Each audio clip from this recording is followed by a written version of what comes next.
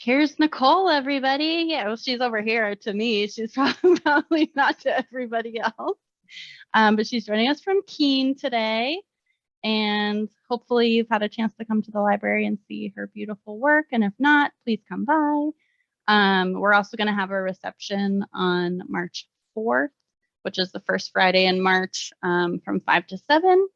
So come on down and celebrate with us then. And I think we'll just let Nicole get started from here. So I'm going to mute myself. Here we go. Great. Thanks so much, Amy. So we've all had a moment to say hello, but just again, thank you so much for joining and for taking a moment to look at my art today. And also huge thanks to the Peterborough Town Library and especially to Amy for all of her hard work and helping me in the past few weeks. She's been pretty amazing. So thanks again. And so I'm going to share my screen.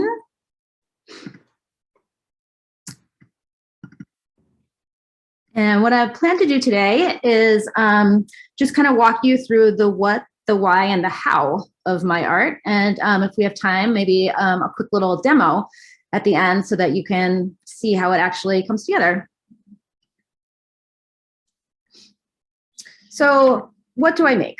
Quite simply, I call them wall hangings. And what are the materials that I use? They are driftwood, yarn, string, and or thread, and typically what I call an embellishment of some sort. Here's just a few.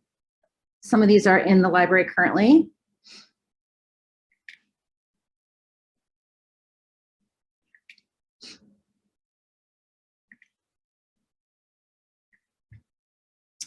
So why wall hangings? Why do I choose this medium out of all the mediums in the world? And I think the main reason really is the ease of use. And that's for a couple reasons. I am a very busy mom, and I also have a full-time job. I'm creative director at a university out in Michigan called Michigan Tech.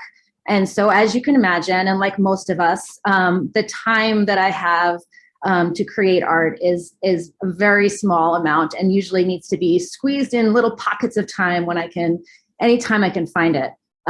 And I find that this medium is just perfect for that. I can cut 5 pieces of yarn right before dinner or, right before bed. I only have 5 minutes. I can, just tie a few knots, and it's not a messy medium. I can throw it back in a bag and pull it out the next day. And so this is kind of developed into really out of necessity. I painted in college, and while I love painting, it was a pretty big process, right? It's messy, it smells, you need a dedicated space, you can only do it typically in natural light, and I just don't have that sort of time anymore. So this is just something that, like I said, developed out of need, really. Likewise, this is something I could do with my kids, and so I don't need silence, right? I rarely ever have silence.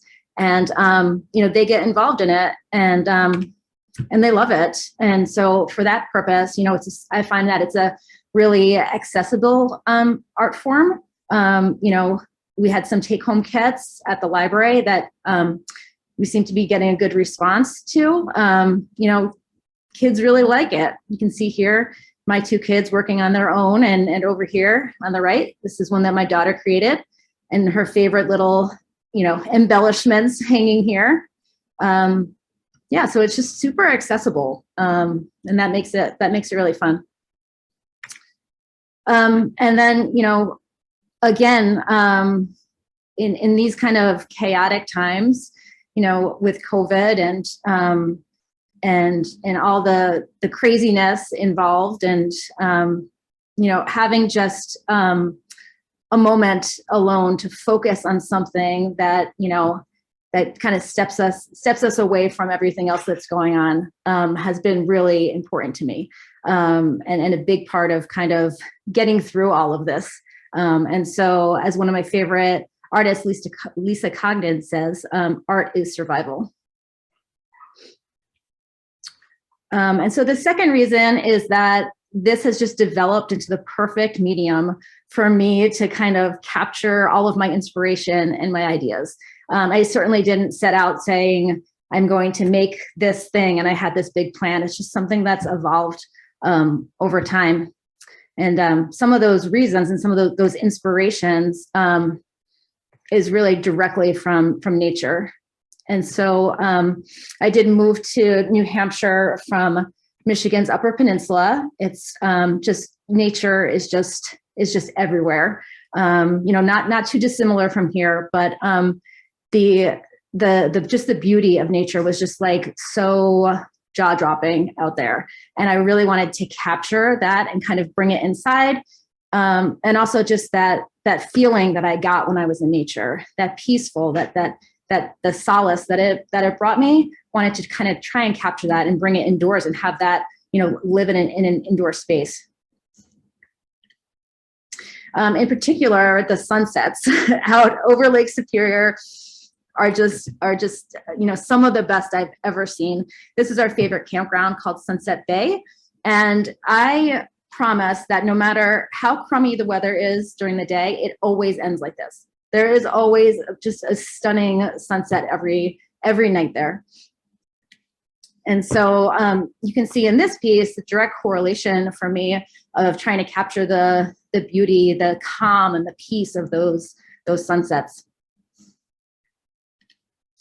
And then going back to nature, another thing you'll see repeated in my art is these straight lines. And so cross-country skiing is something that our whole family enjoys, spent lots and lots of hours out on the trails. And there's something for me about the repetition of that corduroy, as they call it, the stripes in the snow and those long skinny tracks going off into nowhere. I just can't stop taking photos of ski tracks. I just something about that I just love. And so I feel I've tried to capture that through those long, straight pieces of yarn. And then, driftwood and other materials that are just available to me. Lake Superior is a wonderful resource for driftwood. It is just everywhere. And I just began collecting it years ago without knowing why. And it was just hanging around the house. And even my husband wanted to know, what are we doing with all of this driftwood? And I didn't know at the time. I just know that I wanted to do something with it. It's every piece is unique and it's beautiful and they're soft and they're smooth. And it's just the perfect thing to include. This is one particularly unique piece.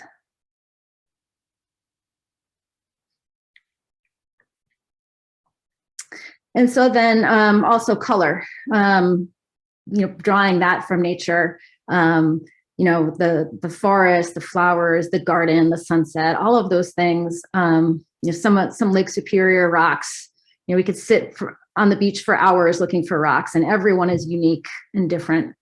And so that's, I find where the fun comes, where you get to play with those colors. So these are some of the embellishments I was talking about.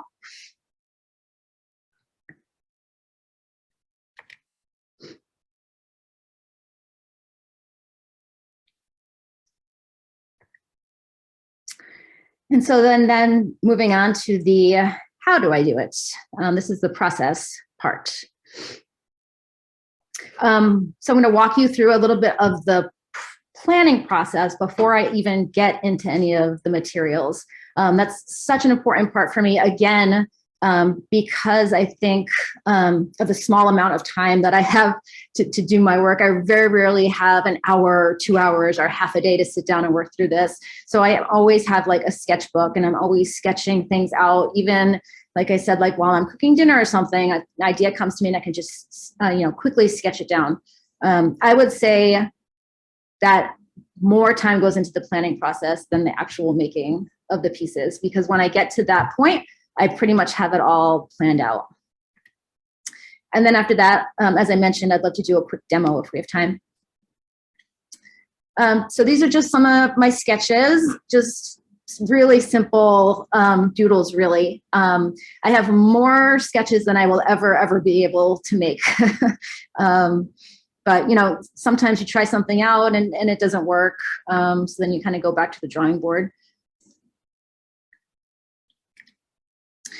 So after the initial sketching phase, I start to play with a little bit of color. Typically, honestly, just use like my kids' colored pencils or markers. I don't have any special, fancy, expensive markers or anything to just get an idea of the colors that I want to use. And then's the fun part. So this is choosing the yarn, which is always the best part for me. My favorite place to source yarn is back in the Upper Peninsula. There's a place called the Copper Country Community Arts Center, and they have a fundraiser. It's called Fiberama, and all the local fiber artists donate all of their yarn, and you can just go pick through just bins and bins of yarn, and then all the money goes to the art center. So that's where I found some of the most unique yarn that I've used. And then I start to play with the little embellishments. These over on the left are a little bit older, and this was when I was in Michigan and, you know, spending a lot of time at the lake and thinking of water and droplets and how I could kind of capture that idea of water. And then these are more recent ones, thinking more about the mountains and hiking and skiing here in New Hampshire and Vermont.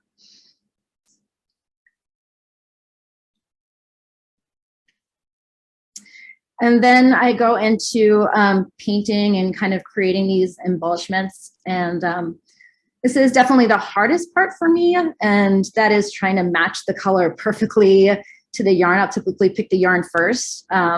And so you think it matches perfectly, and then you hang it up next to the yarn and you see it in a different light and realize it doesn't match, and then you back to the drawing board. So that's a little bit of the most painstaking part for me.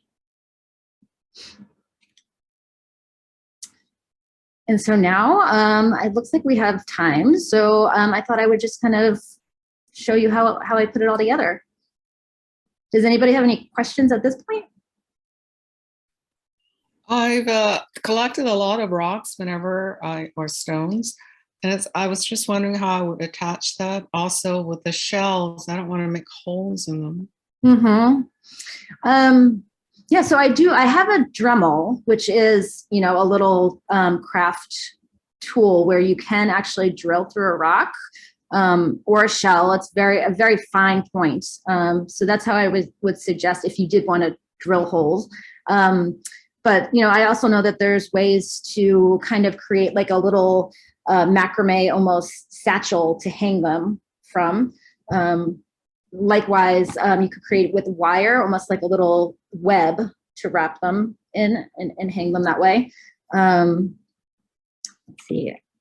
I have experimented with drilling because I wanted to include rocks. This rock here, actually, I found it with a hole in it. So that was just like a happy accident. And I thought, well, what can I do with this? So it was perfect for that.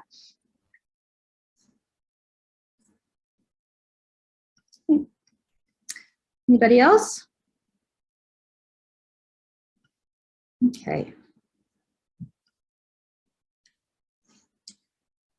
All right, let's arrange my camera here a little bit.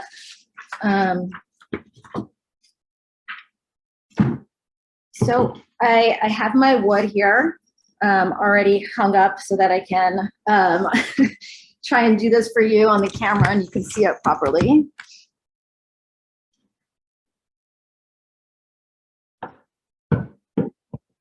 And like I said, this is so easy. Like my kids learn this pretty quickly. There are no real secrets here.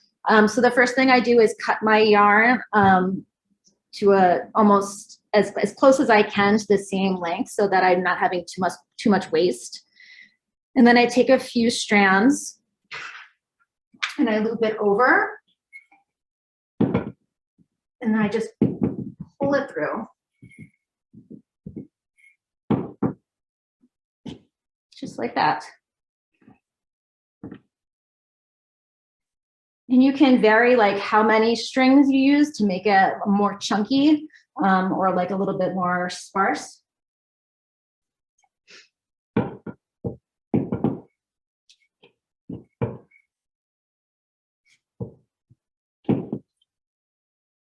Just like that. Let's see here. And then of course, after you need to attach your line here and make sure that it's kind of equidistant so that it stays balanced. And then if you include a heavy embellishment, it's going to tip over. So you have to kind of get it to hang in just the right way.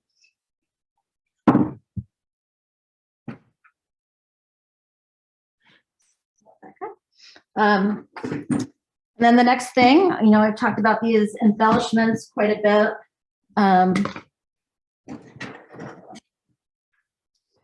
These are the raw materials. They're just wooden discs. And I use my Dremel drill to drill a hole in those to hang them, typically from a thin thread, so you can't see it. And then sometimes including them on and kind of gluing them on there so they stay put. But they're super fun. And I have a whole box of them over here because some days I'll sit down to make one and then I just can't stop. So I have tons of little, a stack of little embellishments here. I have found it's much harder, as I mentioned, like to paint something and then go and try and find a yarn that matches. So that's, I've learned the hard way. And then I just want to mention like different types of yarns. So I prefer the really chunky ones, but I've learned, adding some texture, something that has a little bit of a different width or maybe like a little sparkle to it, just really adds something. And I kind of feel like each of the pieces has their own little personality to them. Like there's one that has a little bit of gold beadwork done in it. Amy, I think this is the one you said looked like it had earrings, and I feel like that's kind of like the little fancy one, and some of them are more rustic, and I feel like there's like real personality in them in that way. And then the last step is always the most stressful for me, and that is cutting the bottom edge. And so sometimes I'll make a slanted edge. Sometimes I'll try and make it perfectly straight.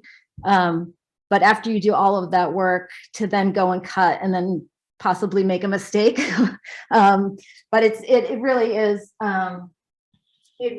pretty easy. And you can, I find that you can always go back and tug one a little bit if you cut it too short or something. So, but it just seems very permanent to me. And so what I'll do, sometimes I'll use a ruler. Oops.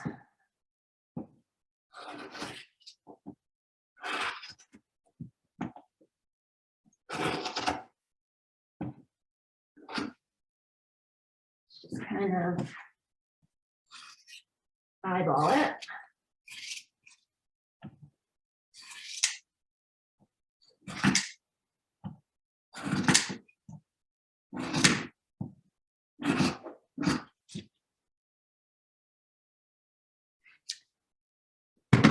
And that's the last step.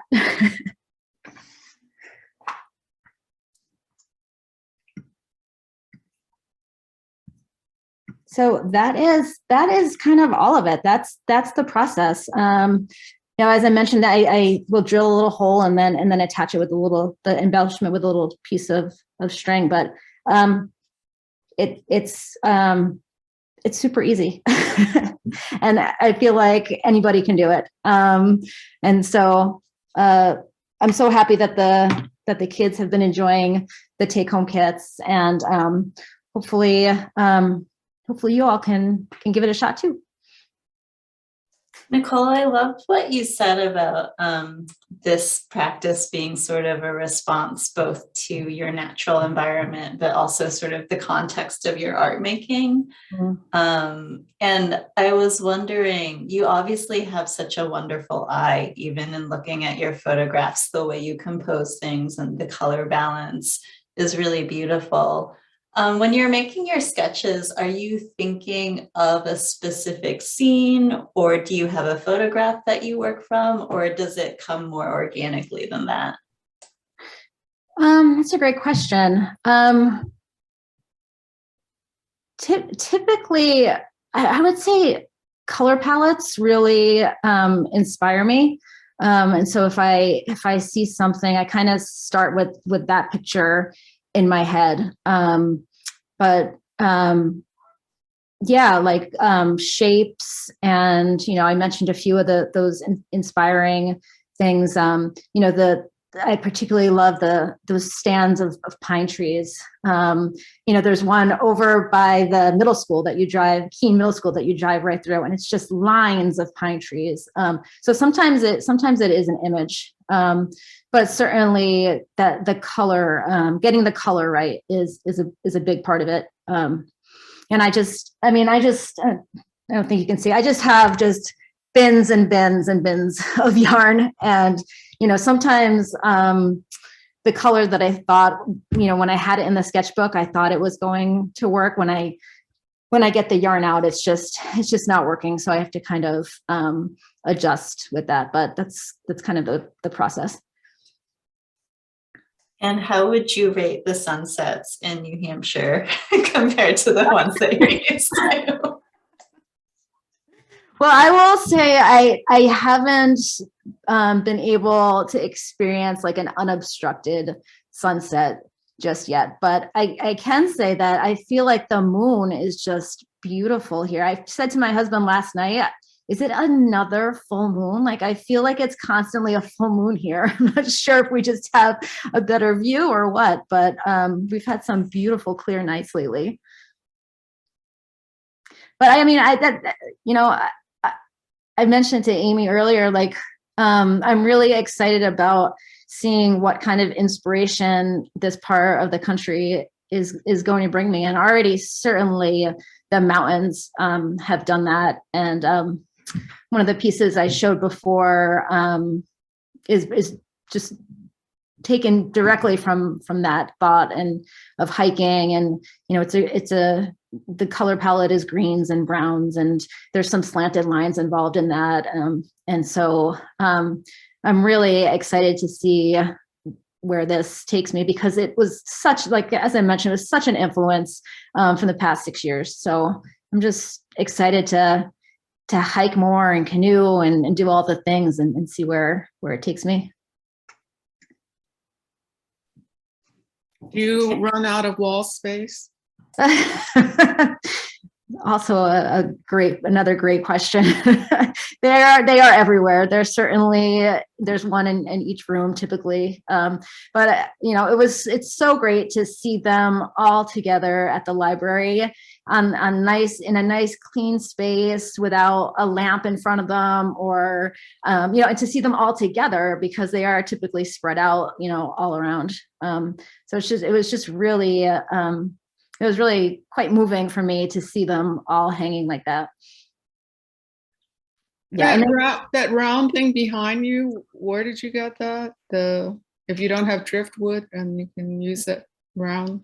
Yeah, I've been experimenting with different ideas, because I have anxiety that I'm going to run out of driftwood, even though I do have this box full, so I should be fine.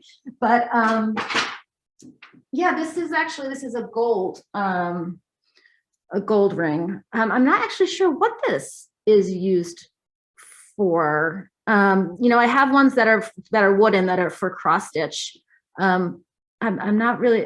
I'm sure I grabbed it at a craft store or something somewhere. But yeah, I've been playing with different mediums, just in case the day comes when I'm not able to replenish my supply. Although I'm thinking maybe Maine might have some good driftwood. Yeah.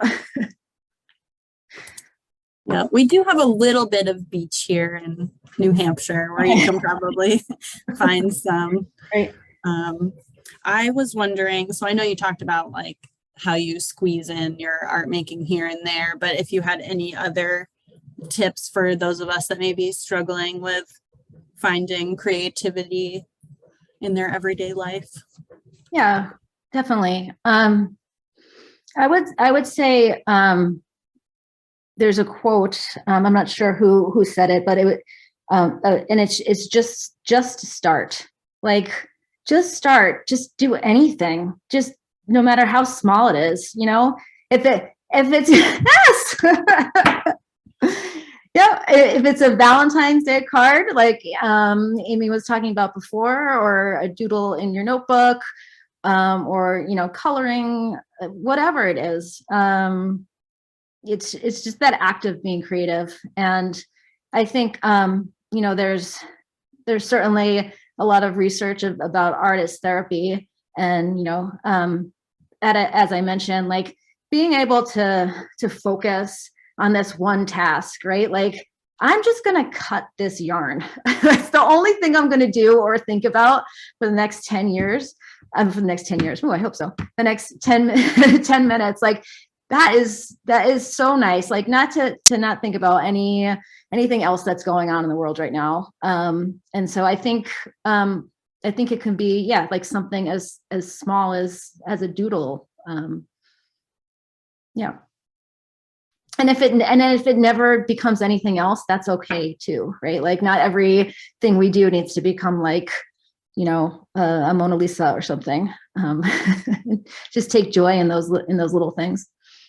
I just read The Power of Fun, and adults so seldom actually get into anything that you sort of for its own sake and kind of into the flow of things without regard to what the outcome is or what exactly you're doing. So I think this is great because you can actually do in a short period of time. Mm-hmm. Yep. Yeah, I agree. And, I have, I make graphic art as, as my career. And something I struggle with is has always been like, because I was a freelancer for so long, was, well, how am I going to sell this? And it's just been ingrained in me because it was always creating that digital art was always about, bringing home a paycheck. And with this art form, like, it couldn't be more different. It's just making it just because it makes me happy. And I feel like it's just an outlet for me. So, just taking joy in just the making of it is really important, I think.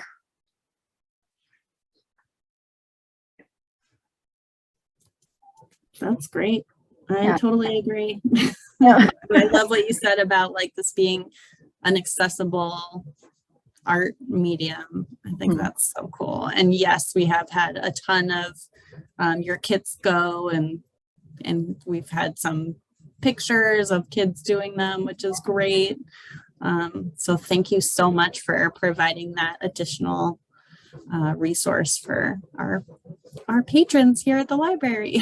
No problem. And we also had a great deal of donations of yarn come in also. So if, somebody doesn't have yarn, it's probably a safe bet that if you start asking people, somebody's got some yarn hanging around that you could play with. Absolutely. Yeah. And we're talking about trying to get some other fiber related programs starting here at the library too. So great. Yay. Yeah. I'm so excited that people are enjoying it and able to take part in those take home kits. Thank you so much, everyone, for coming and for listening and for looking. Thank you. Thank you, Joanne. Bye. Thank you. Thank you, Amy. Bye, Jenny. It was great to meet you. Nice to meet you. Yeah, take care. Welcome. I was just going to say I'm popping Nicole's link to her website and her Instagram handle in the chat. So feel free to check her out online and follow her. This stuff's really beautiful. thank you so much for joining us today, and hopefully we'll see everybody at your reception on March 4th. Yes, I hope At the so. 7 at the Yeah. library. It'd be great Yay. to see everyone in person. Yes. Yes. Cool. Okay. Great. Take care. Thank you. Thank you. Thank you. Bye-bye. Bye.